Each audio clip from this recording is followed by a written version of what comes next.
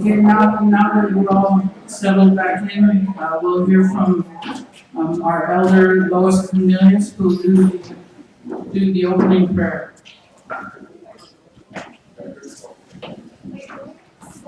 You know.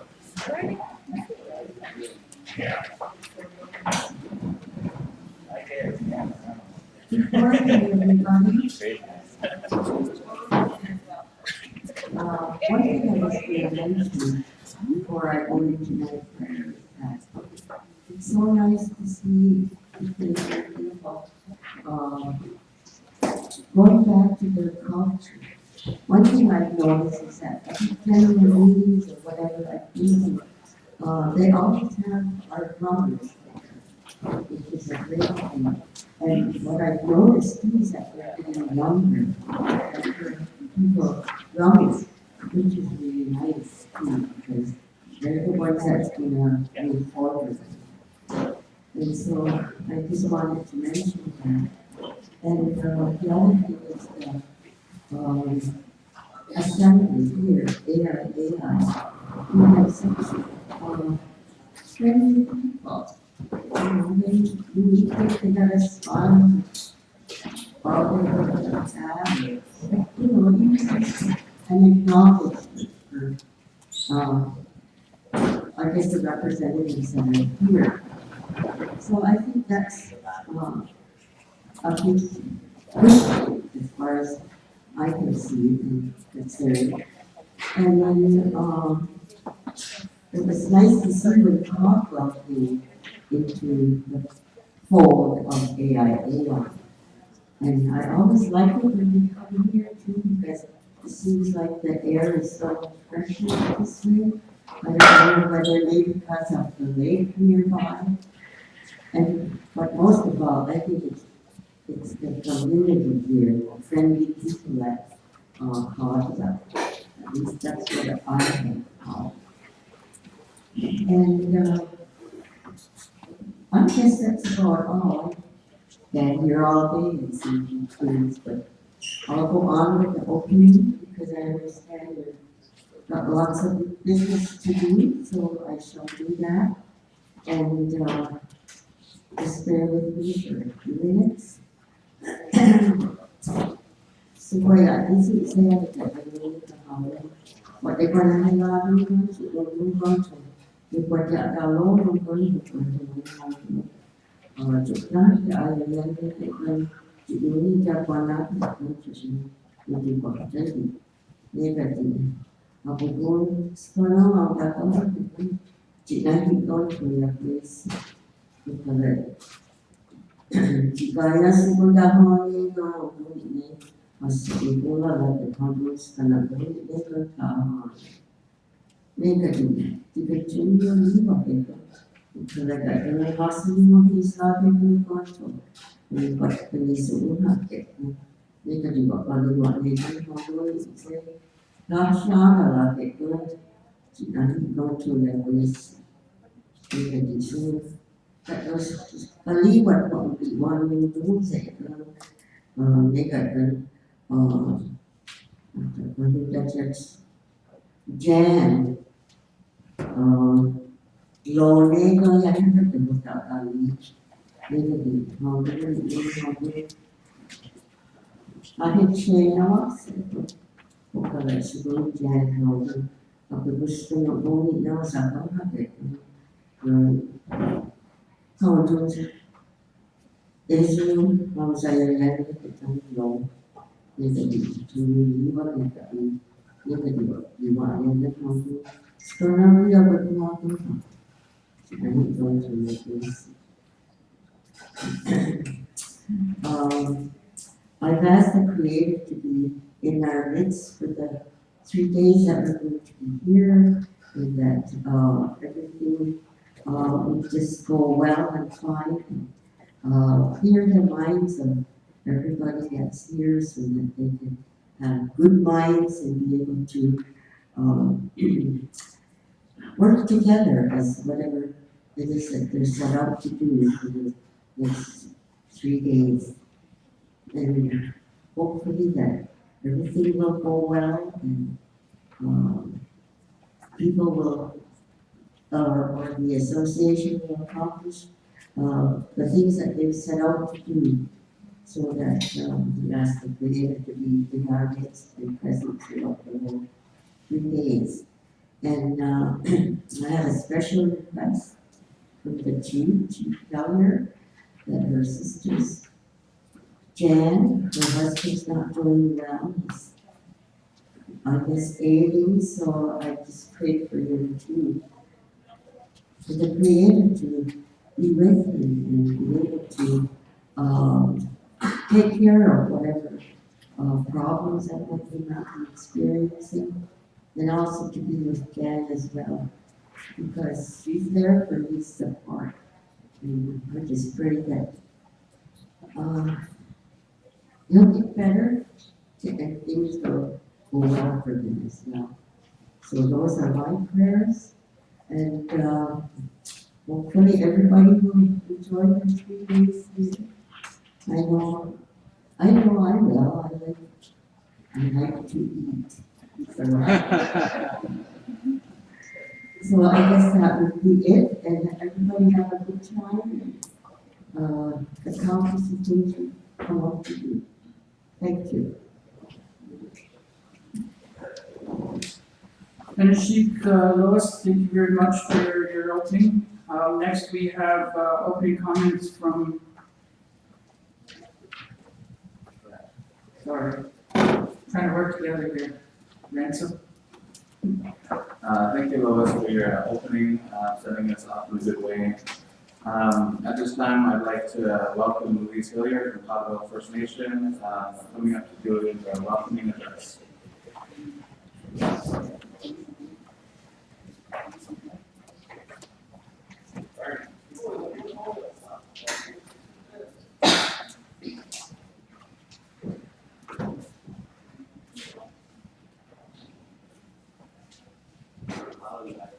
Nanavishu, Louise Hillier, Vishnakas, Lightnak, John Monreal, Caldwell, and Schnabel. Good morning, everyone. I'm very pleased to welcome you to the ancestral lands of the Caldwell First Nation. I'd like to acknowledge the Eagle staff, prepared by our elder, the drum and the drummers, and the day that the Creator has given to us. Thank you, Lois, for already telling everyone how beautiful our area is. It is a very picturesque area that we have here. We have been blessed by not an awful lot of industry coming in. I think that the Creator has set aside special places for all of the children of Turtle Island, and we keep those places as nice as we can. The area here in southwestern Ontario, it is Caldwell's territory, but it's shared by the nations of the Wayway Treaty Council, as well as the Three Fires Confederacy.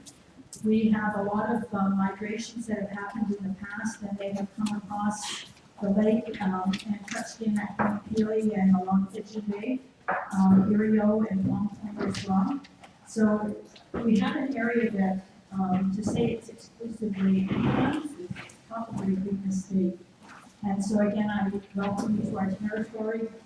We have some exciting things that are happening here at Caldwell. We are still waiting for our reserve status, but we creep closer each day. And as part of not that process, but as part of Caldwell's process, I'd like you to all join me in welcoming our new Director of Operations, Alan O'Leary. His home is in Bikeshana, and you probably will be dealing with him, so I'm just going to ask him if he would come up and just say a few words.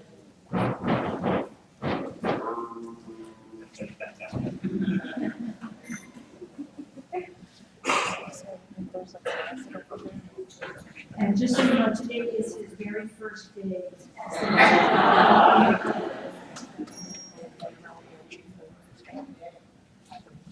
guess the first thing is always want to be brief for those who know I like to talk about.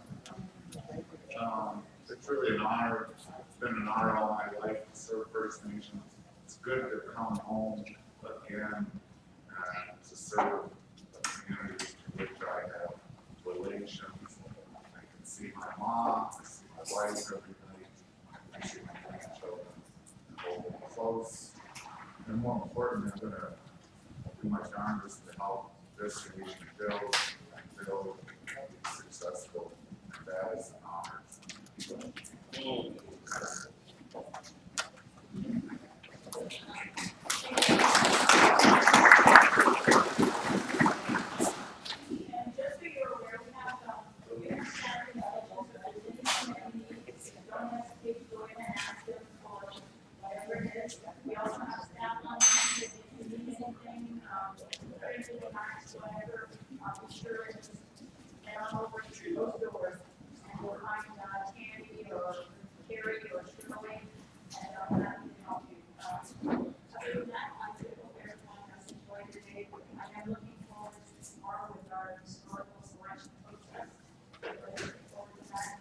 Very grateful that we have, as an association, decided to start returning to some of those older ways that we do things. Keeping with that, I did not bother inviting any of our dignitaries to attend today.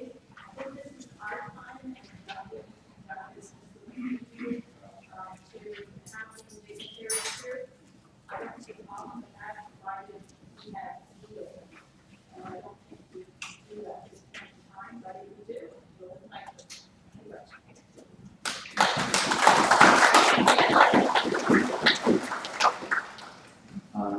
Chief Hillier, for that welcoming address, welcoming us into the territory of Caldwell First Nation. Next, we have an opening address that will be rendered through the Grand Chief Ward Peters. If you can come up and render us that opening address, please.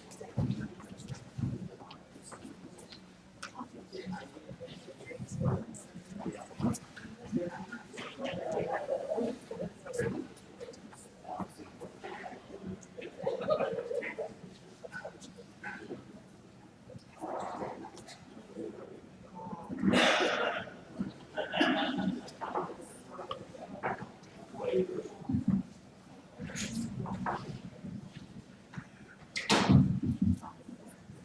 morning, everyone. It was a good start today. Drums and our songs, prayers, so that it's a good way to begin our session today to work through our work. I wanted to acknowledge before we started today the new faces in the crowd. There's a number of new councils that we have, people who are part of the delegations that are here. In addition, I want to also acknowledge and recognize that our youth delegates here.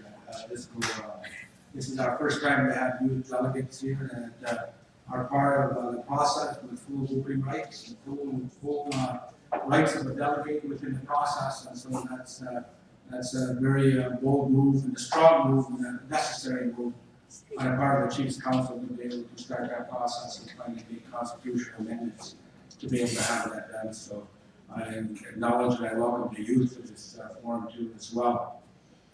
Before I begin today, I wanted to also to be able to talk about something that's happening that we probably don't know about, and I don't have it on my report, although it's been going on since around 2016, and it has to do with a court order that came out of Quebec. And the court order that came out of Quebec was vis-a-vis the Indian Act. And the court determined that the Indian Act was sexist and it needed to be amended. That process is going on. But who's taking that over right now is that there's an Aboriginal committee that's part of the Senate. And as you know, when Trudeau got in, their Senate reform, senators now are independent. They don't belong to any party. And so the Senate can do a lot of its own business and they continue to move on that. So what they're proposing from the Senate as a remedy to the court, which by the way its deadline is in July of this year. They're recommending that anybody who's been impacted by the Indian Act since its beginning in 1876, any women and their children, anyone who's lost status by virtue of that process, be reinstated. They don't know how many numbers it's going to be, but their estimate right now that it's going to be somewhere between 80,000 and 2 million people who may be returned to status form. So that's something that's there. It's for something to keep a handle on. I always remind you that because when we went through Bill C-31, we took a very similar position, was that people should be reinstated who lost their status. But the problem is, it's not us who make that decision, it's the government who makes that decision.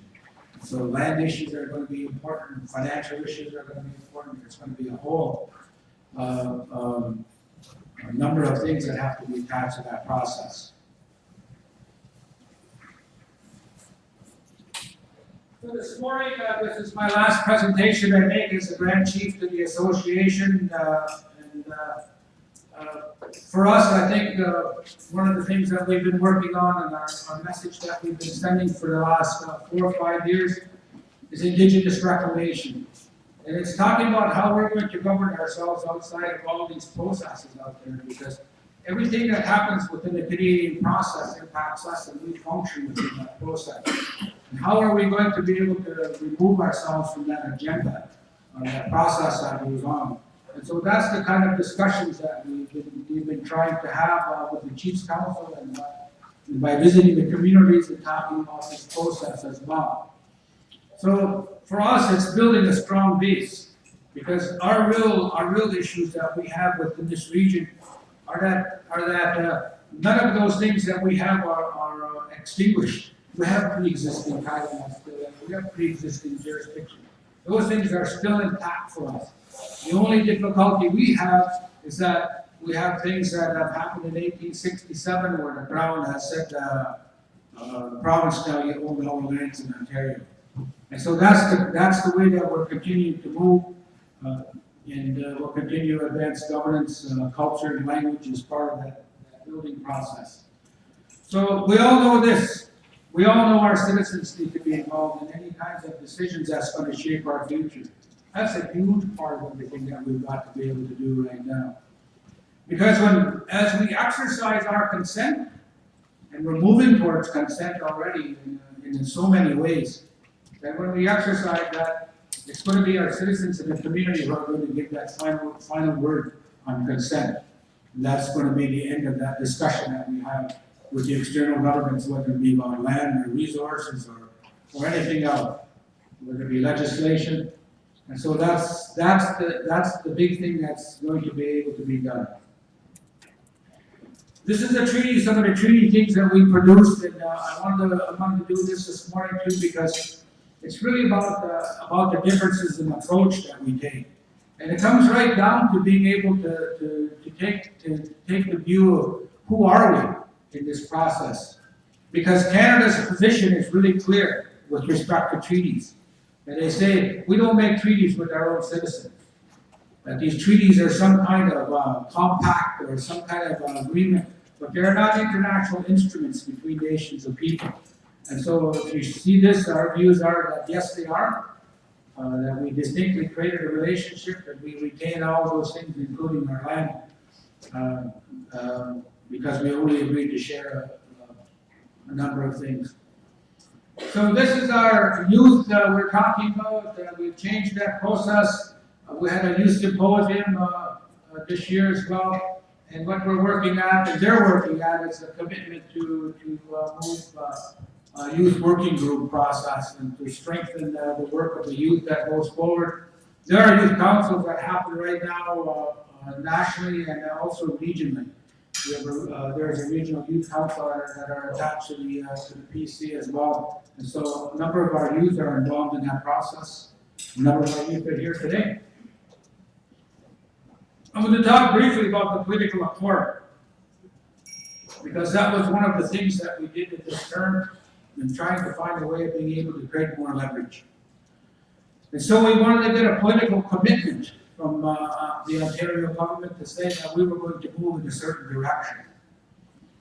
The political accord is not a legal document, just like the statement of political relationships that we developed in the early 90s with the NEP is not a legal document. But nonetheless, the statement of political relations and other documents that we worked with, they did find their way to court as people went to court, and I'm certain that this one is going to go to court as well. But some of the areas that we've been working on because of the accord is some of the health area. We're in Hydro One processes, we're on education, we're dealing with consent with them, child welfare, tobacco and gasoline. And so those are ongoing discussions where we have to be able to create solutions. Because the solutions that the province want is for us to become part of that for them. And so our solutions have to be external and they have to be from our jurisdictional perspective. That's the political accord, and in this region, some people say that the political accord is not what it is. It's, so they say that they don't want to use it. Why we had Isidore sign it, the regional chief sign it? We couldn't agree on a date for everybody to sign it, all members of the PDC to sign it. And so we got Isidore just to sign it. And so even that's become an issue of contention because of the way it gets signed and it gets processed.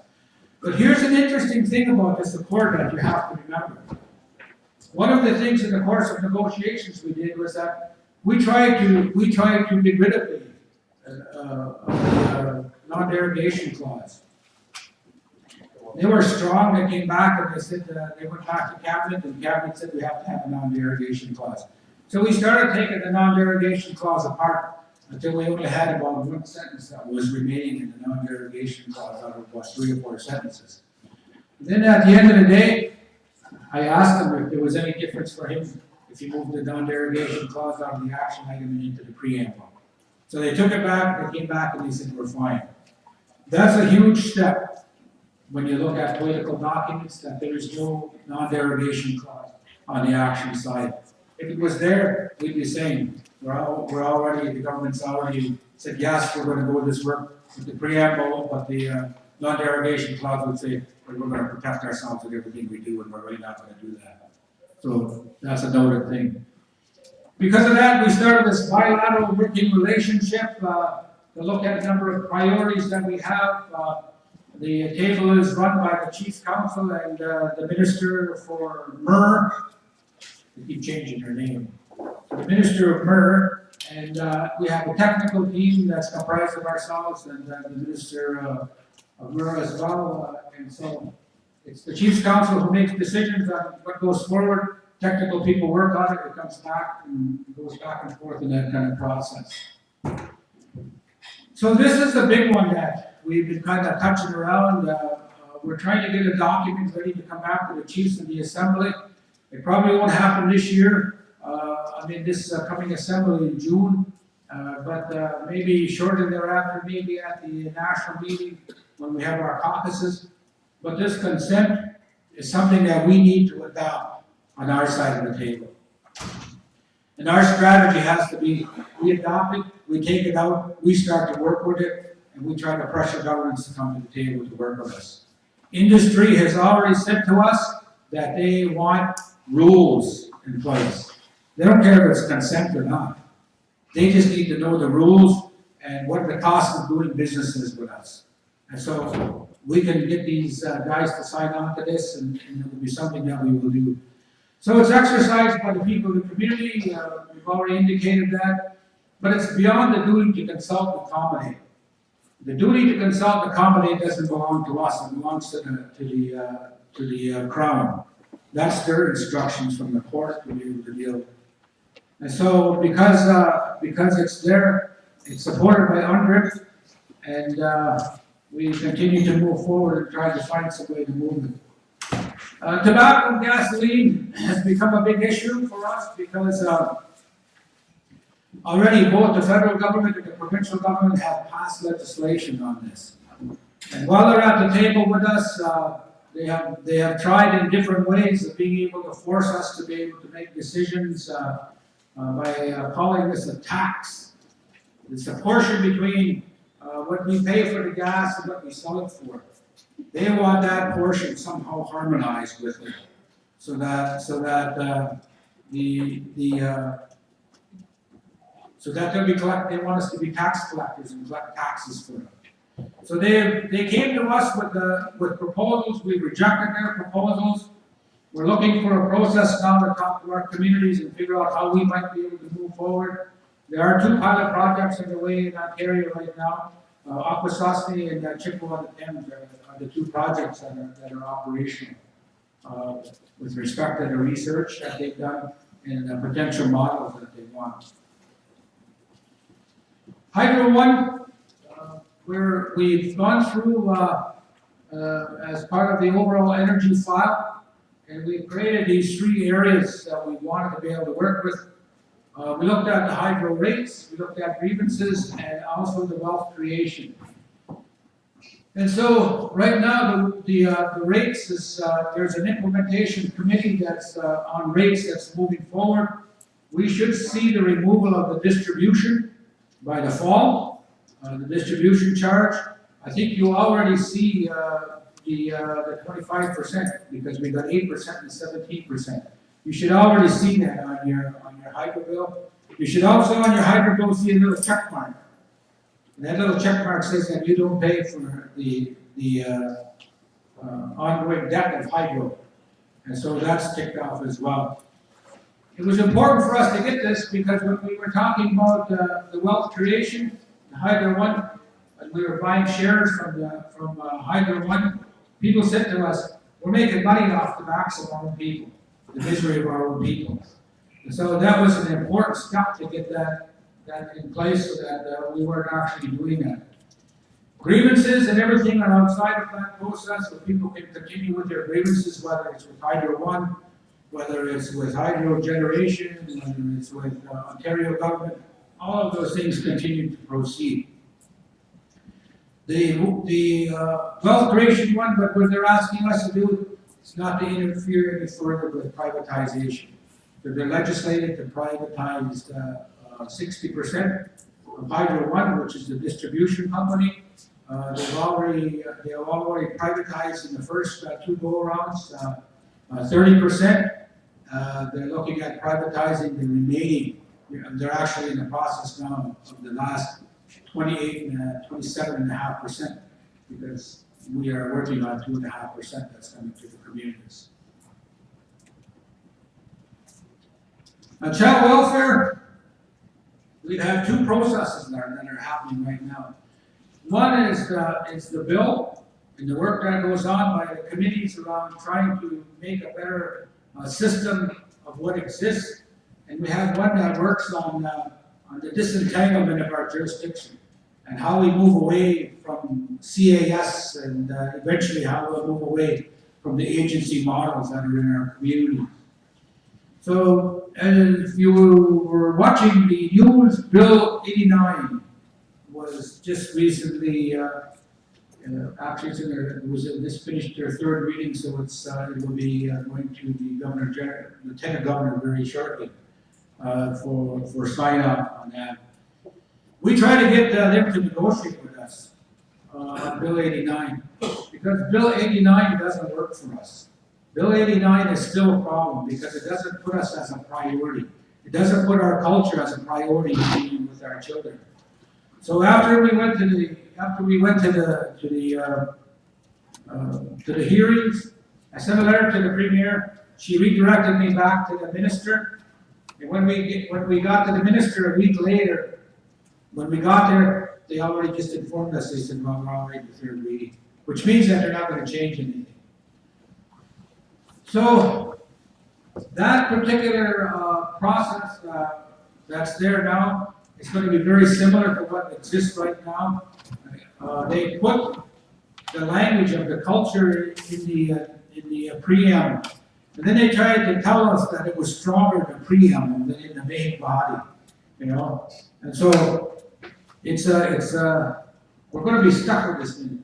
It's a missed opportunity, I think, for us and for them to be able to change the way that our children are dealt with. And education, we signed the MOU. We've got that commitment now for the EPP. It'll be going forward to education partnership. Gina's getting ready to do it. She's out there doing it already.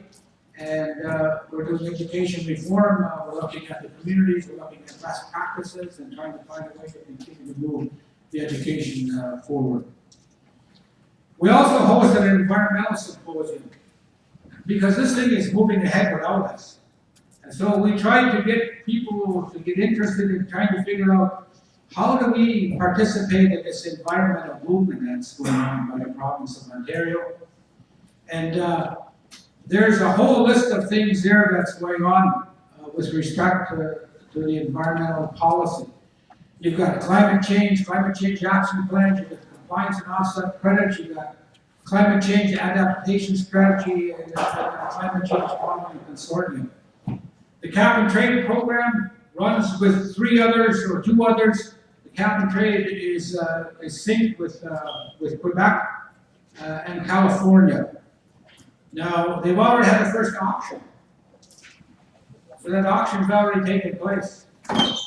And so it's those businesses who reduce, who have credits, they can sell those credits in the auction to those who continue to pollute beyond the limits. That has already taken place. So for us, we really need to get on this one and really get involved and really figure out how we're going to be able to get our place in this process because one of the big areas, especially as you go further north, is the notion of carbon sinks. And what are carbon sinks? And how are they going to be used within this process? And so trees, lands, grasses, all of those things are going to be considered part of the carbon sink process. We also hosted this UNDRIP symposium because we're trying to figure out what to do with this. So we heard these presentations. Romeo Saganich is a Cree gentleman, and he's from the Quebec Crees. He was one of the last people to finish the negotiations on UNDRIP when the document fell apart. The states started to take over, and there were about 7 of them that finished the document. He's going around the country trying to get people to sign up to have UNDRIP put into domestic legislation. UNDRIP is an international instrument, and he's trying to get it put into domestic legislation. Same thing as a national chief. He's indicated that's where he's going to. So we had Sharon Venn, And Sharon Grant, she comes across, she tells it like it is, she tells you exactly what happened, what doesn't happen with the whole thing. And then we had Roger Jones, who said they was take it home and work with it. So to me, what we can do with UNDRIP or look at doing with UNDRIP is trying to find a way to do that on a broader basis, a number of communities, however we're going to do that by treaty, or however we're going to amalgamate, and take a look at this thing, and I think we need to sign to be able to work with this and look at international agreements that are tied to this process so that we don't domesticate it. Because one of the things with UNDRIP is that it's a declaration. There's no mechanism in the UN to take it to a convention. Convention means that it's legally bound and it has to be implemented, but there's no mechanism to do that. And so what happens to it, it just stays out there as a declaration right now.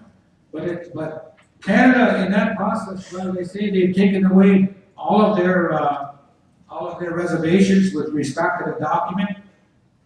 They still don't recognize our Indigenous rights as international human rights.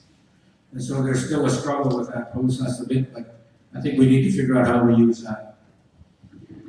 The Canadian Human Rights Tribunal, we had a workshop on that because, as you know, the welfare system with our children is quite unworkable.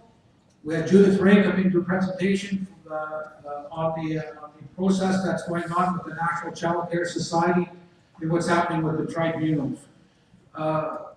It's been 10 years. It's been 10 years since Cindy Black started this process, you know, fighting for equitable funding.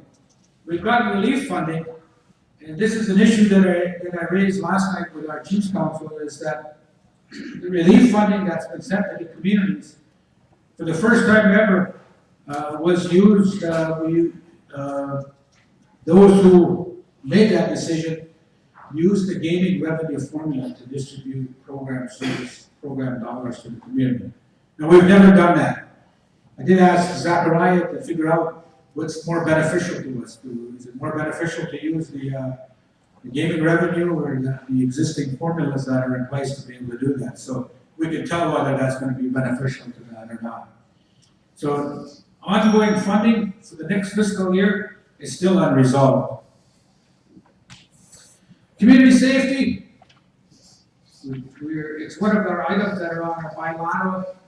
As you know, right now the police have gotten wage parity. It's something that they've gone through the courts to be able to do. There is Ontario legislation moving ahead on policing. Right now, MAN is the only one that's part of that. They're looking for partners to be able to get involved in that. So you have mostly, you had like the union, the apps, the Mission Outback Policing Services. You've had Six Nations and you've had Aquasaspi who say they don't want provincial legislation to be able to move forward. So that's another challenge that's coming forward with respect to that. With an infrastructure issue, connectivity, emergency services, they're all part of that discussion that we've had.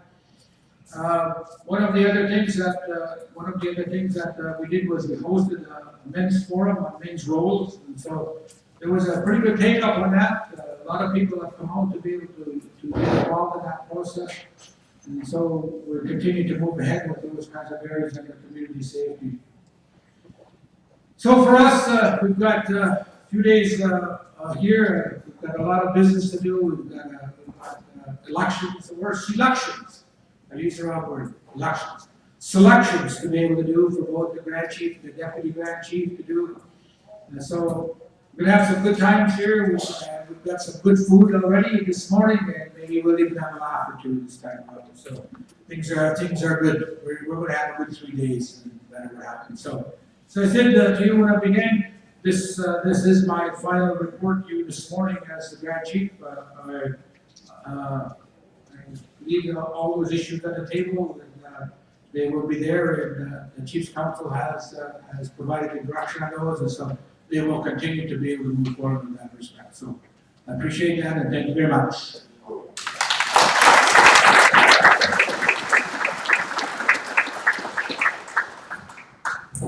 Thank you, Grand Chief, for your final update.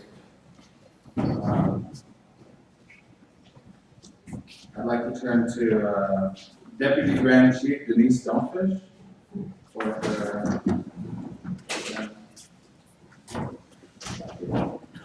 Nishi Granson. First of all, I'd like to say Kunganala Lawempa. I also like to acknowledge the territory of the Caldwell Nation that we're in, and again acknowledge Elder Cornelius for her opening. And as with Grand Chief Peters, I also acknowledge that we have youth in the room. I think that's a positive step in moving forward. After all, we'll be looking to them to replace us someday. Some of the things that I have worked on throughout the last year, I won't go into detail because some of the stuff that will be in the presentations later on during the assembly. So as Grand Chief has indicated too, that there's been a number of works in regards to child welfare. He spoke about the CHRT rulings, and one of the things that at that table I've been part of the Chiefs of Ontario's interveners status. I sit there with their lawyers. And one of the things that we have been looking at is the non-compliance by Indigenous Northern Affairs Canada of some of the CHRT rulings in respect to the Ontario Special Study, the immediate relief dollars, which they've already followed through on, review of the 1965 Welfare Agreement, and yes. I'm sorry, Grand Chief, I didn't want to interrupt your presentation, but they didn't ask us if we wanted questions from the Grand Chief. Oh. And I do have a question. Did you want us to hold it to the end, or? Yes, after I'm done, and then we'll open the floor for questions. Thank you. Now. The review of the 65 welfare agreement, and also as Grand Chief Peters indicated, there's more immediate relief dollars that are coming forward too, and again, we'll talk a little bit more later on during the specific updates. Also been involved with the National Advisory Committee on Child Welfare. That group apparently had been in existence for a number of years previously. I think they've been sort of dormant for probably 3 or 4 years, and they've revitalized that table. So I've only been to 2 out of the 3 meetings. One of the other things that we've been doing is looking at the Child Protection Information Network, which is referred to as CPIN. And for Assad, we've been looking at the working on a position paper on cancer. We're wanting to expand AIAI's bilateral table to include health. We're also looking at the ministry's mental health and addiction strategy, the family well-being program. Now this particular one gives us the opportunity to develop our own programs and services that are based on the needs in our communities. For years, we've told the ministry that let us do it. We know what we need in the community, and so this is our opportunity to do that. Other things we've been looking at is life promotions, which is a very important. Dealing with the suicides, our youth suicides in our communities. But we're looking as far as the youth, it says that they wanted to turn that into a positive approach, and that's why it's called life promotions. Also looking at health, and housing and poverty strategy. Under social assistance, the ministry is looking at income security reform, and that was based on a commission that they did on social assistance. So they're looking at Ontario Works. They also are looking at potential basic income pilots. Right now, we're looking at the possibility of having a specific Indigenous basic income pilots. Other things is the Mother Risk Commission, which is the faulty hair testing for child welfare cases, and family violence and Jordan's principle. That's a lot. Anyways, but you know, the work is going on. It's very important work, and that we need to do that because you know, all these things impact our communities and our people at the grassroots levels. So that's my opening address, and again, more detail will be throughout the next 3 days. So now we will open the floor for questions.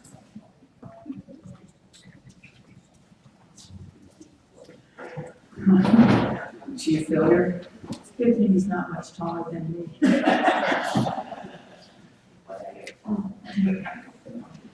My question was to the Grand Chief. And when we were talking about the hydro line, and we know that they have secured the on-reserve reduction in price for our people there, but I'm just wondering about the cap and trade because that's being passed on to the consumers. Just wondering, are we doing anything about providing some alleviation for our First Nations people with that? We haven't been very successful in being able to have that discussion because there's about, I think 4.5 cents a liter that's put on gas and fuel right now, including propane. And there's going to be additional things that are going to be put on the schedule as it goes forward. We've had that discussion with Minister Murray, and now his successor, Minister Kibo. I called it a tax. He said it's not a tax. I said it looks like a tax. He said it's not a tax, and I said no matter what, we need to eliminate it. And so we are still trying to get them to move on some of the areas, but they haven't moved on that. They claim that it's a carbon offset. And every time you drive your vehicle, you're going to emit, and you have to be able to pay for that. So that's their current position. Our position is that we need to eliminate those until we're at a time where we're able to say that yes, we have an economy that we should be able to participate in that process. Right.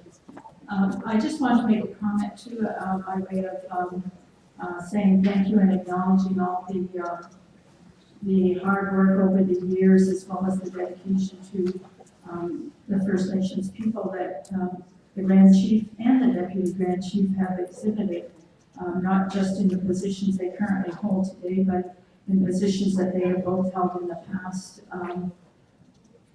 Just on behalf of Caldwell First Nation, I want to say much to both of you. Very heartfelt thanks, and looking forward to continuing to work with both of you. But,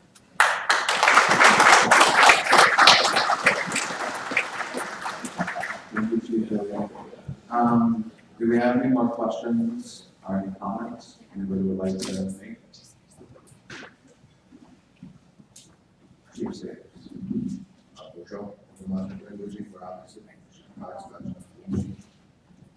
Thank you all, and thank you to the association, Caldwell, for putting together this incredible gathering once again. A new beginning for us, Anishinaabe.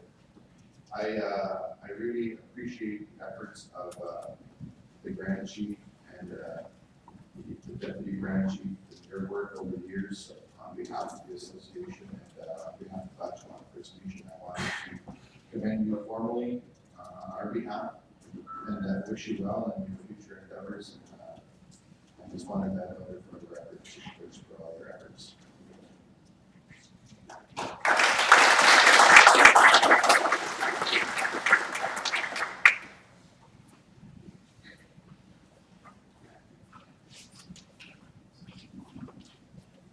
Good morning. This question is for Denise, and the reason you were talking about the welfare system on First Nations, There's also a pilot project that's going on, I think it's in Hamilton, and it's actually part of the North Shore Development. Is that what you, the North Shore Tribal Council that's actually trying to stop that from happening because it affects our First Nations? Are you aware of that or am I wrong? Yes, you're talking about the basic income pilots? Yes. I don't think so much that North Shore is trying to stop it, that they were looking at, trying to be one of the basic income pilots for their area. Because one of the things that they noticed that there was nothing that was done in terms of the indigenous potential for basic income pilots. And they were saying that it wasn't fair and that it came across as, once again, indigenous peoples are being considered as an afterthought. So those discussions are ongoing. There's been no identification for indigenous basic income pilots. But we had proposed that they need to consider at least a minimum of 3 First Nations to be, or a group delivery site to be one of those basic income pilots. We were recommending one from the north, one from the south, and one from one of the larger First Nations. But nothing has been decided at this point. And we're not exactly sure as to how and how it's going to impact our communities. We do have a number who have expressed that there is concerns about having a basic income pilot because they said that once they do that, then that cuts out the support services that are currently provided under the Ontario Works regime. Yes, and that gets up a lot of, one of the concerns that was discussed, for sure, was part of that. But I mean, if they get more money, but then they lose, like you said, their drugs, their stuff like that, that's important.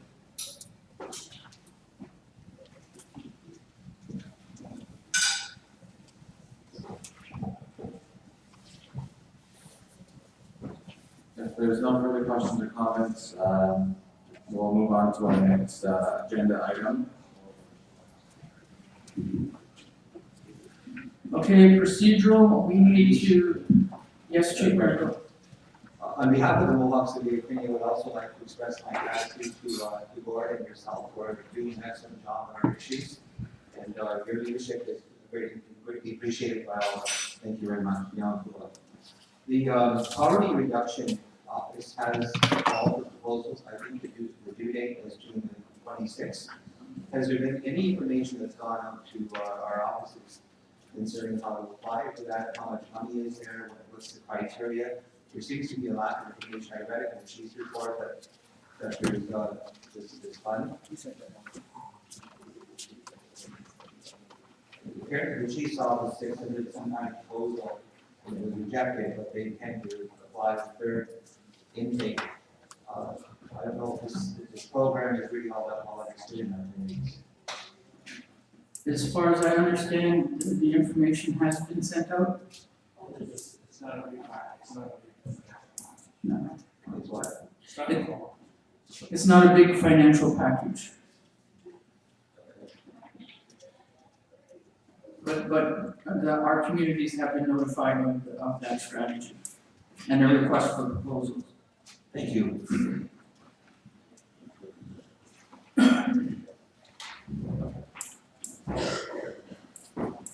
Okay, if moving on, we're going into procedural. Oh, Chief Phillips. So Willie Sway, Randall Phillips, elected chief of the Land Nation of the Thames. Good morning, everybody. Thank you, Chief Hilliard, and people from Congo for hosting this. I always enjoy coming down here. Beautiful territory. But anyways, I just also want to, on behalf of the Land Nation of the Thames, recognize both your contributions for the last 3+ years, as in the last term.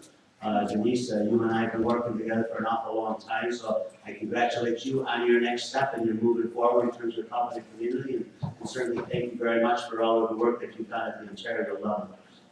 And Chief, same to you as well. Thank you very much for stepping in a couple of years ago, and then continuing on with the work that you've done right here. And again, for the last 5 years, I just wanted to say thank you guys very much for the work that you've done.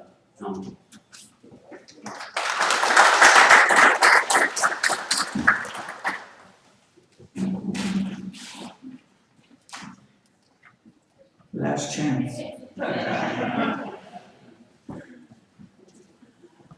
Okay, we're gonna move on to procedural. Review and adoption of 2017 agenda. We will continue on reviewing the 2016 AGA minutes, the 2016 resolutions report update, and then we move into confirmations. We need motions for the 2017 resolutions committee and the 2018 AGA location. We do have on the agenda nutrition break at 10:15. We will certainly try and maintain that. At 10:30, we have Regional Chief Isidore Day coming to do a regional update. Then we will move into the AIAI youth report, which will be done by, I believe, Megan Logan, and Ransom Doxton. We also have AIAI Youth Council Development by Jeff. And then we move into the 2016-17 audit report, the presentation of the audit by M&P, and the confirmation of the 2017-18 auditor. Then we have lunch, and then please don't forget to sign in for registration for the afternoon session. We will call the order again at 1 o'clock or thereabouts, depending on the break. Then we move into our historical election process, which will be chaired by Bernie Charette. And that will take the rest of the afternoon. On Tuesday, May 30th, again, we will have registration and breakfast at 8 a.m. Call to order. Recap of day 1. We will continue with the actual AIAI selection process, again, which will be facilitated by Vernon Surratt. And then we move into the AIAI MER bilateral relationship. Then we have treaties, lands, and resources, and family revitalization.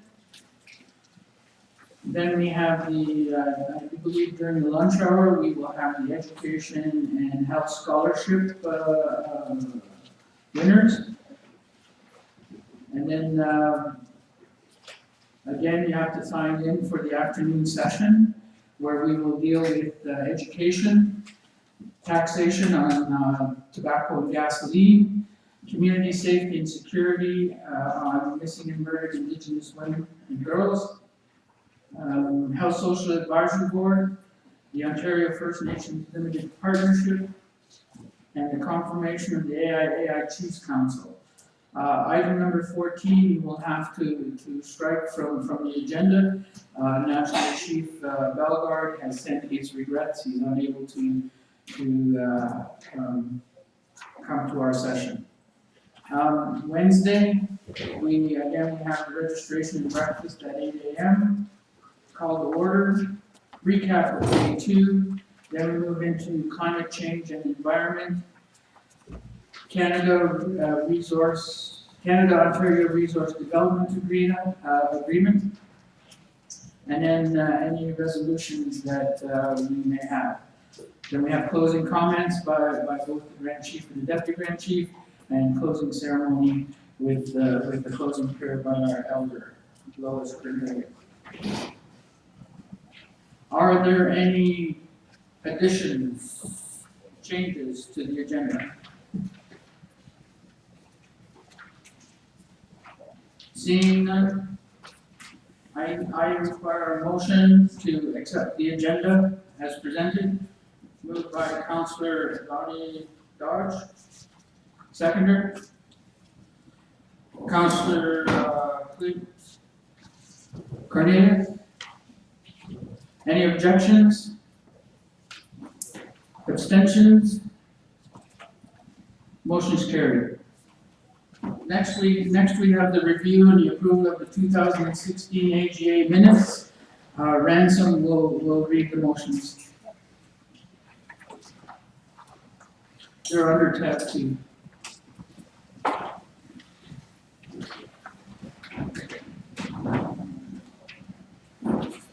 Motion number 1, moved by Chief Hillier, seconded by Chief Peters, to open the 47th Annual General Assembly of June 7th and 9th, 2006. Motion carried. Motion number 2, moved by Councillor Philip Snake, seconded by Councillor Harvey Bell, to have Grand Chief Peters, Deputy Grand Chief Stonefish, and the youth representatives, myself and Megan, as the chairs for the Annual General Assembly of June 7th to 9th, 2006. That motion was carried.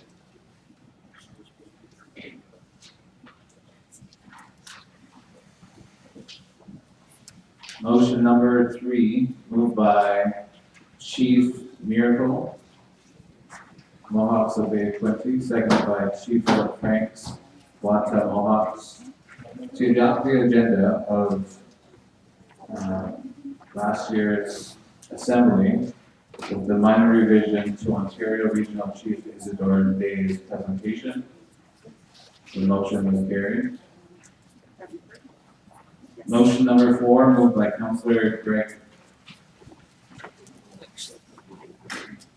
Egawa, Badgewell First Nation, seconded by Councillor Lonnie Dodge, Caldwell First Nation, to accept the minutes of the 2015 Annual General Assembly as presented. That's Motion mine, carried. and I'll get it right away. Thank you so much. Okay. And motion number 5, moved by Chief Don Miracle of Bay 20, seconded by Councillor Harvey Bell, Betchawana, to accept the 2015 action report as presented. Motion carried.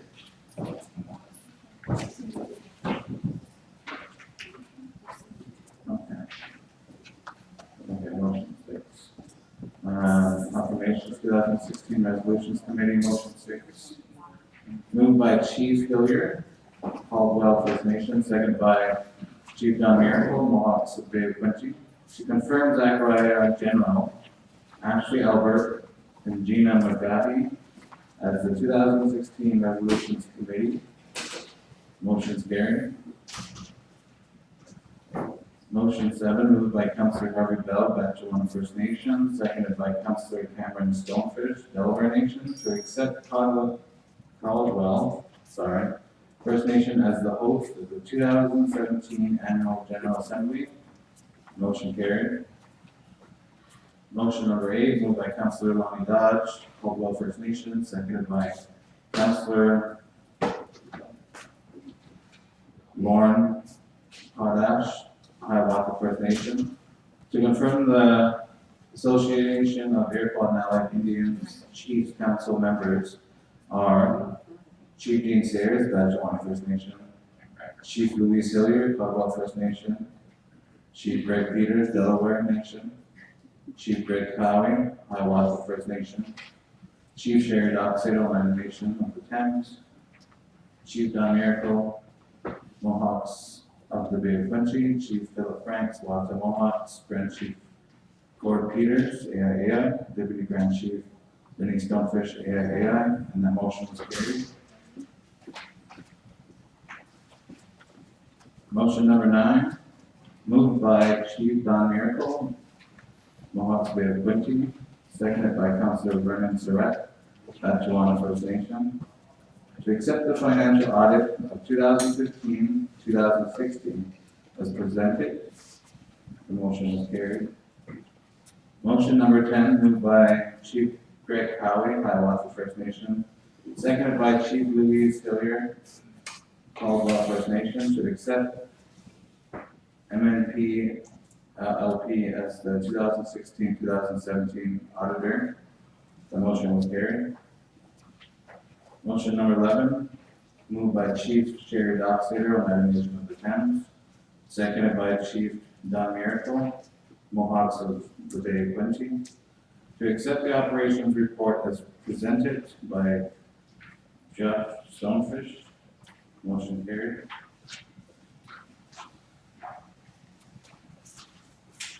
Motion number 12, moved by Chief Sherry Dockstader on Oneida Nation of the Thames, seconded by Chief Greg Cowling, by law of the First Nation, to accept the report from the Ontario First Nations Limited Partnership as presented by Linda Commandant. The motion was carried. Motion 13, moved by Chief Donald Miracle, Mohawks Bay of Quincy, seconded by the Chief Dean Sayers, Batchewan First Nation, to recommend Linda Commandant as the AIAI, Ontario First Nations Limited Partnership Representative, and that motion was carried.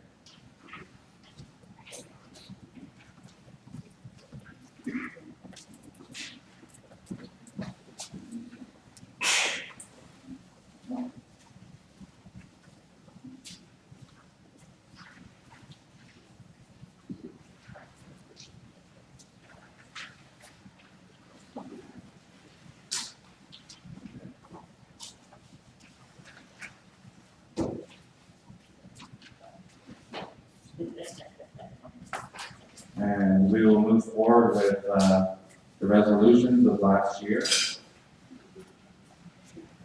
Resolution 00416 on page 17. There's support for the Education Partnership with the Ontario Ministry of Education and Indigenous and Northern Affairs Canada. This resolution was moved by Chief Sherry Dockstader, Oneida Nation of the Thames, and seconded by Chief Louise Hillier, Caldwell First Nation. Resolution 00516 on education, revised terms of reference. Moved by Chief Louise Hillier, Caldwell First Nation, seconded by Councillor Olive Elm, Oneida Nation of the Thames. That resolution is carried. Resolution 00616 on Jordan's principles was moved by Councillor Zelda Elijah, Oneida Nation of the Thames, seconded by Chief Greg Peters, Delaware Nation of the Americans of the Thames. The resolution is carried. Resolution 00716, 1965 Indian Welfare Agreement, which was moved by Chief Greg Cowley, by law of First Nation, seconded by Chief Greg Peters, Delaware Nation, American of the Thames. The resolution is carried. Resolution 00816, inquiry into Ontario's Children's Aid Societies, which was moved by Councillor Vernon Surratt, Batchewan First Nation, seconded by Chief Greg Cowley, by law of First Nation. Resolution was carried. And a few pages on 25 there. Resolution 00116, affirming ASAB's priorities, moved by Chief Louise Hillier, Caldwell First Nation, seconded by Councillor Adele Madigan, Batchewan First Nation, and that resolution was also carried. Resolution 00316, supporting the bilateral relationship with the Ministry of Aboriginal Affairs and the priorities set out in the Joint Strategic Work Plan. Moved by Chief Greg Peters, Delaware Nation, American of the Thames, seconded by Chief Donald, Mohawks of the Bay of Quincy. Resolution was carried. Resolution 00416, support for the Education Partnership with the Ontario Ministry of Education and Indigenous and Northern Affairs Canada, moved by Chief Sherry Dockstader, Oneida Nation of the Thames, Chief Donald Mohawk Bay Quincy, and seconded by Chief Louis Hillier from Walton Nation. The resolution is carried.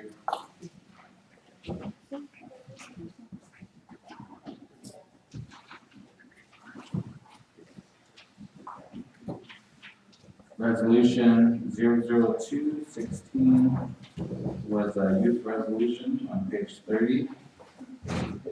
Moved by Chief Sherry Doxato, Nation of the Thames. Seconded by Chief Louis Hillier, Caldwell First Nation. Resolution carried. Resolution 916 on climate change, moved by Councilor Bernie Surratt, Agawam First Nation. Seconded by Chief Greg Peters, Delaware Nation, Marine of the Thames. Resolution was carried. Resolution 1016, appointment of the representative to the Great Lakes Executive Committee. Moved by Councilor Bernie Surratt, Agawam First Nation. Seconded by Chief Donald Miracle, Mohawk Bay Quincy.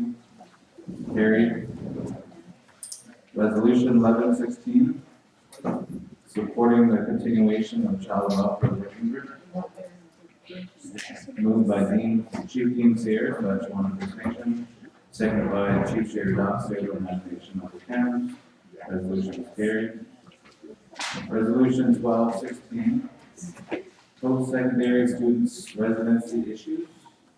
Moved by Chief Sherry Doxato, Nation of the Thames. Seconded by Chief Dean Sayers, Agawam First Nation. Carried. Resolution 1316, seeking restitution for the community members affected by the mother risk scandal. Moved by Chief Dean Sayers, Agawam First Nation. Seconded by Chief Sherry Doxato, Nation of the Thames. Resolution is carried.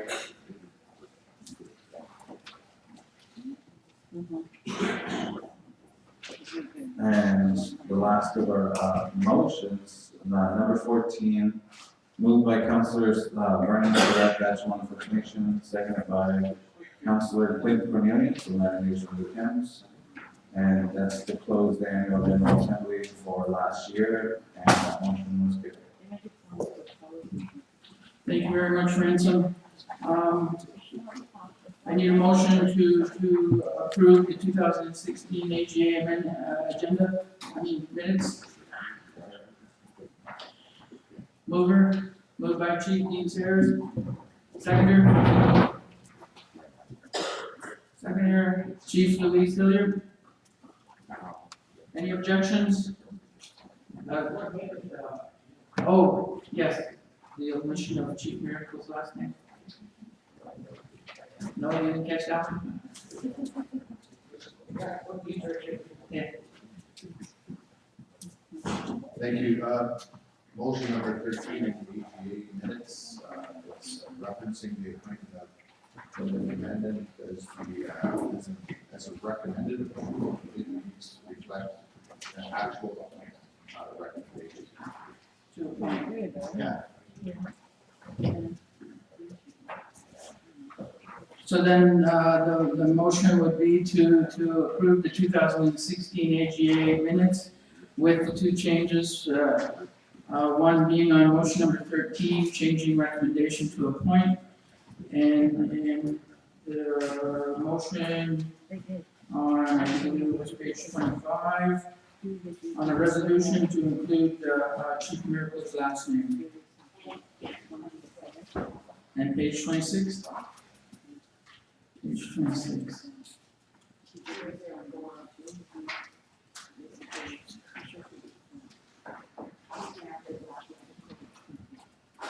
Oh. We've got two movers. Yeah.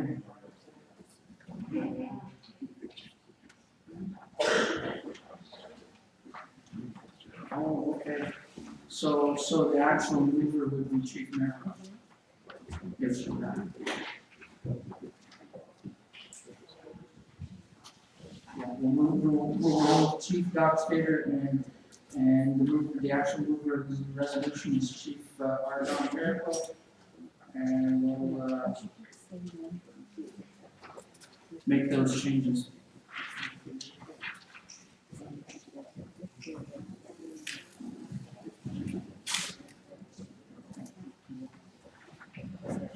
Okay, so the motion's been amended to reflect those changes.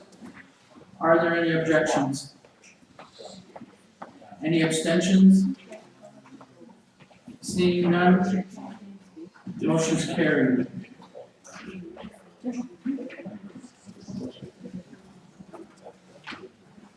Any business arising from the minutes? Seeing none, our next item is the 2016 resolution report by Office Manager Jeff Stonefish.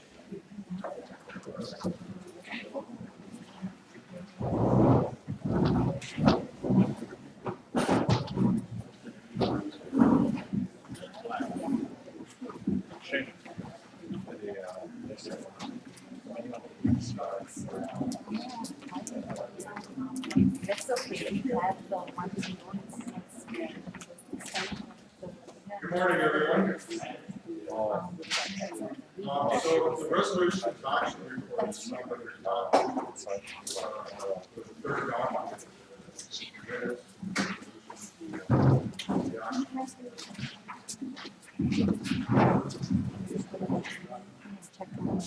So I'll go through this as quickly as I can. So this action report is all the actions that were outlined in the resolutions from last General Assembly. Also some of the actions outlined in the minutes. Resolution number 1, 2016. This resolution was affirming the Health Social Advisory Board priorities. There's a strategic planning process that the SOB went through. And they've outlined those identified 8 priorities. If you see in the third column, action required, there's 8 bullet points there. Those were the priorities that were identified for the Health Social Advisory Board to work on. And also the second piece of that was to provide regular reporting to the Chiefs Council and the Deputy Grand Chief. So there's a number of next steps that were outlined there, and the outcomes of that resolution. So the Health Social Advisory Board, they developed 2, 4, 6 position papers on various things: mental health, environment, safe drinking water, elders housing, elder abuse prevention, and housing. So these position papers were developed by the board. They formed the basis of a lobby strategy for our AIAI Chiefs Council. So there was a lobby strategy that was really pushed by the Health Social Advisory Board, which occurred in November 2016 in Ottawa. And also to add to that, the Deputy Grand Chief also used the position papers in the Chiefs of Ontario lobby strategy in May this past week. Resolution number 2 is a youth resolution. There were 6 items there for action. The first one was to seek some funds for a youth coordinator. The second one was to seek input from Governation Youth regarding the job description for the youth coordinator, and to establish a youth worker network, include youth and AI initiatives, and develop a youth strategy, and form a youth working group to implement Resolution 0216, and request member nations to identify youth. So there was a lot of actions that were identified in that youth strategy. As you're aware, a lot of work has been done by AI in the last year or so regarding youth, and the biggest part of that is having youth here today as full voting delegates. So it's a large part of our youth mandate. So I'm really happy to say that that has come to fruition. We do have voting youth delegates here today. The other piece of that is to seek funding for youth. So we've submitted a proposal to INAP regarding youth. That was recently approved. So we did get a small pot of funding to support the Youth Council. That's around healthy activities for youth, but we're definitely going to use that to support the Youth Council activities.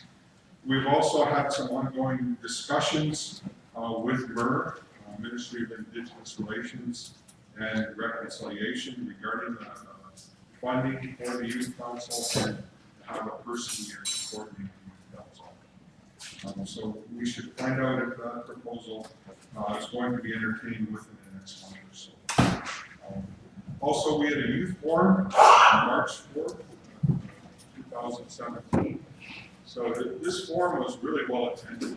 We had at least 2 representatives from each of our member nations attend, youth representatives, along with Megan Ransom, our current AIAI youth representatives.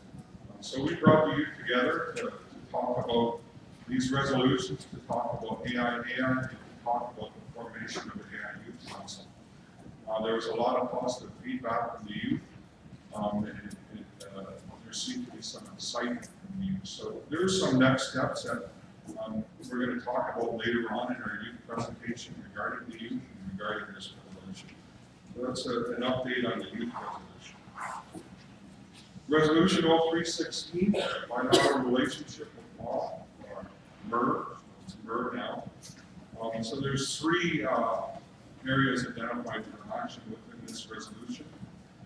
It was just confirming the priorities under the bilateral relationship, the first being child welfare, education, taxation for tobacco and gasoline, community safety, community violence, treaties, lands, and resources. The second piece of that is to the bilateral technical table to begin work on a joint strategic work plan. And also to provide regular updates to the Youth Council. So the follow-up, I guess the outcomes of this, so a bilateral work plan was developed inclusive of all the priority areas I listed there. So there was a child welfare bilateral technical meeting that was held in September of 2016. So all the technical staff and child welfare were invited to attend that meeting. It was a very good time on Delaware Nation. There were some good results that came on in that meeting. Some relationships built with local children training societies, and some local issues that were addressed as a result of that meeting. Second bilateral technical meeting on child welfare was held in March of 2017. Taxation, as the Grant Chief reported this morning, there has been some movement on the tobacco portion of that. As he reported, that the AIAI Chiefs Council has rejected the government's proposal regarding taxation and regarding resource revenue sharing around tobacco. There was also a meeting between AIAI Chiefs Council, the Ministry of Finance, and MER regarding tobacco, and that's where they presented their proposal for resource revenue sharing. There was a second meeting with MER and the Ministry of Finance in March of 2017. And AIAI also developed a position paper on tobacco and taxation, and has also submitted a proposal to the Ministry of Finance regarding taxation of tobacco. The Grant Chief talked about that proposal this morning. The position paper is draft. It's a draft position paper right now. Regarding treaties, AIAI Chiefs Council met with Minister Zimmer from MER regarding the bilateral relationship, treaties, lands, and resources. Those issues were presented to the minister. There was a commitment from MER to continue to work on these issues. As you're all aware, most of the treaty and lands and resources issues is it's more of a trilateral issue. And I think there's a need to really start to work with the federal government on this. So we need to explore that relationship with the federal government and the province on treaties, lands, and resources. Education. So there was a work plan created for education for the bilateral relationship. And those points there, those were included in the work plan: visibility of First Nation educators, secondary data course coding, cultural awareness, post-secondary housing. There was a technical bilateral meeting that was held in September 2016. It was with AIAI member nation technicians and also representatives from the Ontario government. Resolution 04/2016, Education Partnership with the Ontario Ministry of Education and Indigenous and Northern Affairs. Two actions came out of that resolution. The first one was to seek approval for the draft MOU between AIT and the Ministry of Ed and INAC, so it's a trilateral MOU process. And the second action was to implement that process. So the MOU was finalized and approved by AIAI member nations. We did have a signing ceremony between the Grand Chief, the Minister of Ed, and the Minister of Indigenous Affairs on February 27th. So that MOU has been finalized and it has been signed. Approval in principle was given to INAC by INAC for the education partnership proposal that was submitted in the amount of $507 million. So the activities under this partnership agreement are starting to move ahead this fiscal year.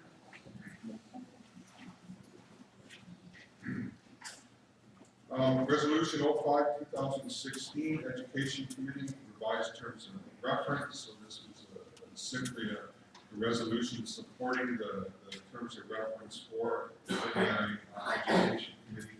Those terms of reference have been completed by the Education Committee. Resolution 06/2016, Jordan's Principle. Two action items identified under there. Identify clear understanding of how we want Jordan's Principle to apply for services that impact accommodations, and also utilize Resolution 06/2016 in future advocacy initiatives. So there was a call for pieces of correspondence to be sent regarding Jordan's Principle. Also, some of the outcomes here is that there was a funding announcement made on Jordan's Principle in July 2016. And also, AI is currently holding a Jordan's Principle focal point position. That's Juan McDougall. If you don't know her, I'll make her stand up in the back here. She's our Jordan's Principle working person, coordinating that. And also, we utilize this resolution in our hall lobby. Moving on to page 6. Resolution 07/2016. This is around the 1965 Indian Welfare Agreement. So the action item there is to review the 65 Welfare Agreement with intent of identifying new services. In addition, a decision must be made whether to request the removal of the 65 Welfare Agreement or to amend and have First Nations become a partner in the agreement. So this is an ongoing issue. Currently, there's AI has been participating on the technical table, which all under well-being, which is focused on addressing future federal prevention funding and developing recommendations on how tribunal orders will be implemented in Ontario. The 65 Indian Welfare Agreement is a part of item 4 of this technical table. First Nation technicians are seeking funding to support and review the 65 Indian Welfare Agreement and host a gathering for First Nation leadership on the agreement.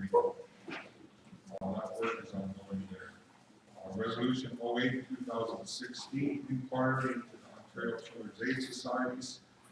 So essentially, this resolution was calling for a formal inquiry process into the Children's Aid Societies based on, I guess, how they service our communities and some of the gaps that exist there.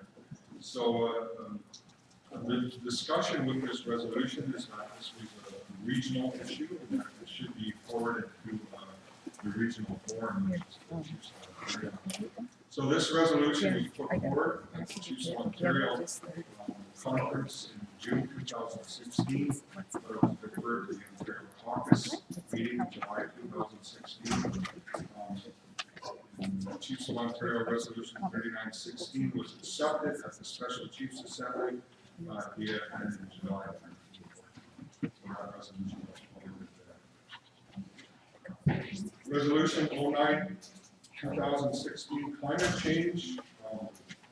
So this was a resolution that called for AI to develop a strategy paper on climate change, cap and trade, to outline those 3 bullet points there. Also to talk about Bill 172 and how it fails to meet the standards of recommendation that we need to explore what options we have to address. So there were various letters that were drafted to different ministers regarding climate change and also cap and trade. Ministers, letters to Minister Murray, Minister McKenna, requesting meetings, also discussions with them. The Health Social Advisory Board also developed a position paper on environmental issues affecting health and also safe drinking water, all both connected to the environment. And these documents were used as part of the November 2016 social Resolution 10, 2016, appointment of a representative to the Great Lakes Executive Committee. So this issue is to be raised at the regional level. Currently, according to the terms of reference for the Great Lakes Executive Committee, there is a spot for First Nations representative. Currently, there's no funding to support that representative. So the invitation goes to all First Nations to that executive committee meeting. I believe there is one coming up shortly. So there was just a notice that was sent out about the executive committee meeting. And we can discuss that more on Wednesday. Continue on to page 7. This Grand Chief Abram Benedict is the portfolio of the environment for the local Confederacy. He also did a presentation to the International Joint Commission on the Great Lakes in October 2016 engagement, and also AIAI will continue to share some material on this. Resolution 11, 2016, we have a 12-member working group. There was 3 action items identified there: to rename the working group, and also the working group and the related action is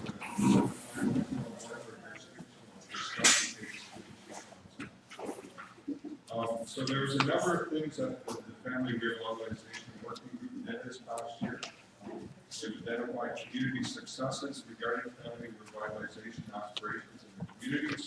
They developed a position paper for the Chiefs Council. That still needs to be presented to the Chiefs Council for final approval. And the AIAI's Family Revitalization Working Group has also met with the Ministry of Children and Youth Services for the AIAI bilateral process. And that's about it for that resolution. Resolution 12, 2016, post-secondary student resiliency residency issues. So there was 5 activities identified under that resolution. First Nations jurisdiction of education, demanding the elimination of the national policy on student funding, based on residency, post-secondary funds are transferred directly to First Nations, and the need for increased funding for post-secondary students and programs. And the letter should also add the First Nations students. So this went along with the Chiefs Council lobby in November 2016. We did meet with senior members of AIAI regarding education, talk about this resolution and the Chiefs were looking for. There was a letter drafted and sent to AIAI underlining the underfunding and residential issue. The Minister of AIAI did respond, indicating that post-secondary national policies are in place in the absence of local policies. Also, they informed AIAI Brantford with a letter. AIAI response indicated that national guidelines do allow for flexibility around funding, but local policies must align with national policies. The Ontario Student Assistance Program has conducted engagement sessions, and the AIAI presented positions at federal level. So those are 12 resolutions. Resolution 1316, seeking restitution for community members affected by mother risk. There was guess some of the outcomes of that resolution was forwarded to the Chiefs of Ontario, so there's a Chiefs of Ontario resolution that passed supporting that resolution for mother risk victims, mother risk. AIAI Mother Risk Commission organized a joint meeting for the member nations of Southwestern Ontario. This was April 2017 to discuss mother risk. So a lot of that mother risk work is ongoing.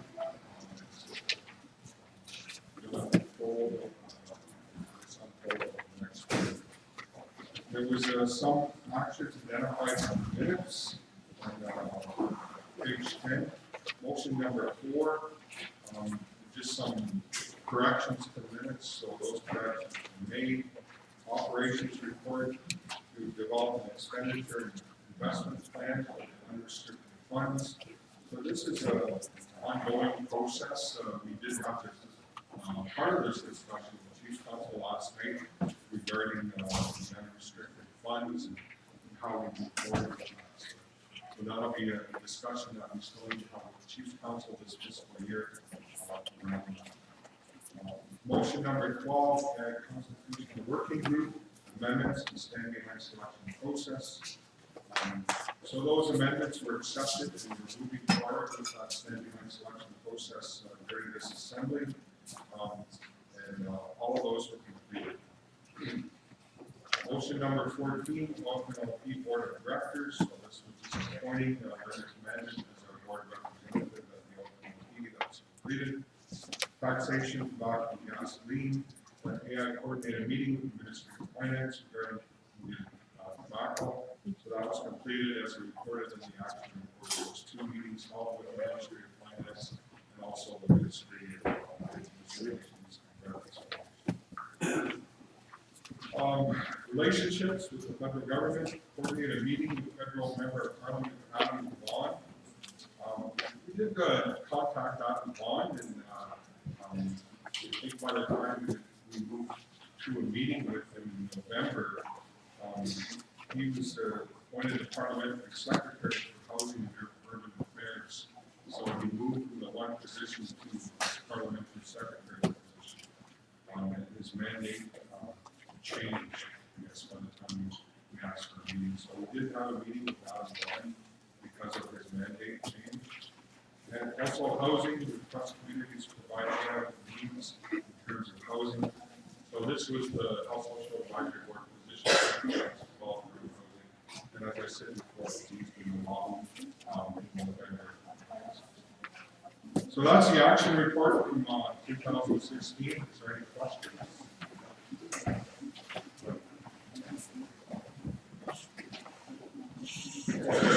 The comment, I noticed that resolution 6 and 10 are not signed.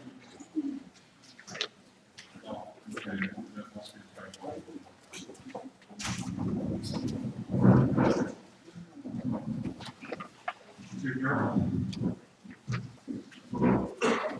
In the priorities for CASAB, one of the priorities for water is safe drinking water. And I was talking with some of the community chiefs here, and their communities lack safe drinking water, as also the chief power yesterday. The investments in eliminating boiled drinking water by is a priority of the government. Presumably safe drinking water is also, but I noticed when the prices being on safe drinking water was occurred in February, there was very much a northern focus on who was going to get funding for getting boiled water advisories, and the only community in the south was Iroquois. So AIAI has one community that is on a boiled water advisory. Ours is probably others that should be. And so we need to make better progress in ensuring that the south is not left out of the investments in safe drinking water. The other question was, so if you could, is there an action plan on how we're going to get some money south? If not, we should have a discussion about that. The other thing is the mother at risk. Has the Ontario government contacted all of the families who are affected by that issue? So to address the first question, Chief Iroquois, the safe drinking water, as it was stated in the report. The Health Social Advisory Board has developed a position paper on that. And the Health Social Advisory Board will be making a presentation tomorrow afternoon on some of the outcomes of those position papers, so I believe they can answer your question. Deputy Mayor Chief can answer your question more fully tomorrow afternoon during your presentation. Okay, because at present, there is no investment in safe drinking water in the AIAI communities in plan. And there should be. I got them, yeah. And I would think that probably that part of that risk is people have their children in their nation in Ontario with proper drug testing. That, you know, it's very popular lawyers who advise you to consider a lack of action lawsuit for that whole issue. Thank you, Chief. As far as the mother risk initiative goes, Zachariah can provide further information on that. You want to talk to them individually, you can provide Chief Saracen. Thank you, thank you for that update. Just a couple of questions, maybe follow-up. The resolution around the inquiry into children's aid societies. We had, I think, some adamantcy when we talked about the challenges that we're facing with the application of the children's aid societies mandates and child welfare. And I haven't seen any further action. I know we did try to bring it to the Chiefs of Ontario Assembly, but I believe we lost a forum at the coup Assembly in July in Niagara Falls. And I think just most recently, we finally had an opportunity to follow up on the water crisis issues with coup, but I've not seen a follow-up in regards to the inquiry. I wonder if the association might be able to have correspondence sent to the Chiefs of Ontario asking to have that resolution brought back to the floor for consideration, and maybe even ask, maybe we can provide some wording around some expectations around follow-up on how we would like to see that inquiry come to fruition. I don't believe the resolution went that far and how it was designed, but if we could maybe provide some assistance on how we can make that happen rather than just being a support resolution. That would be great. The second issue was around the mother risk issue.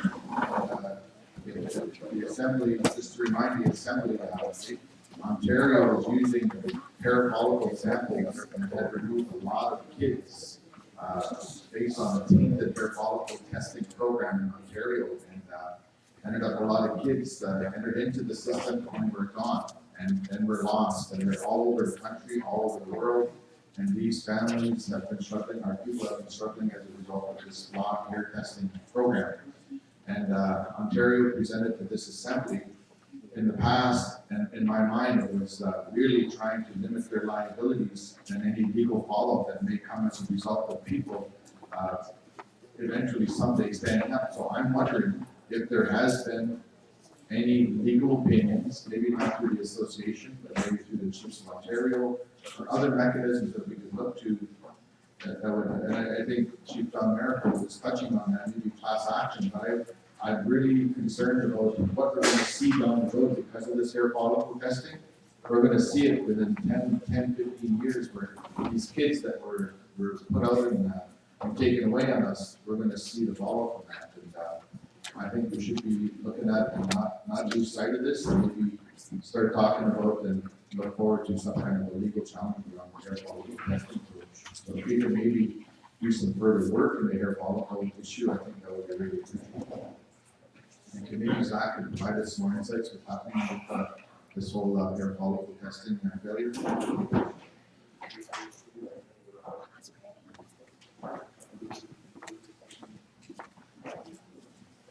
Most definitely, Chief. We, the first part of that will definitely follow up with correspondence regarding the CES inquiry letter. Resolution, sorry. We'll follow up with correspondence on that. Also, the mother risk issue, on Zachariah to do some more research into that as far as around any legal challenges that may exist, and also provide a further update to communities and send that out to Is there any more questions, comments regarding the action? Thank you. Thank you, Jeff. We need a motion to acknowledge, motion to accept the 2016 resolutions report with the correction to, on resolution number 10, the mover was Councillor Brendan Surratt, and the seconder was Chief Miracle on the appointment of the representative to the Great Lakes Executive Committee. Mover? Moved by Councillor Lonnie Dodge. Seconder? Councillor Pam Stonefish. Any objections? Abstentions? Seeing none, the motion is carried. We just have a couple of quick motions to go through before we go into break. Confirmations. I need a motion for the 2000 Resolutions Committee, which will be Zachariah Nemro, Natasha George, Tina Powell, and Gina McGackie. Mover? Moved by Chief Hillier. Seconder? Chief Sayers. Any objections? Abstentions? Seeing none, the motion is carried. The next one is the 2018 AGA location, which I believe is Mohawks of the Bay of Quinte. Oneida. Oh. Somebody giving me false information.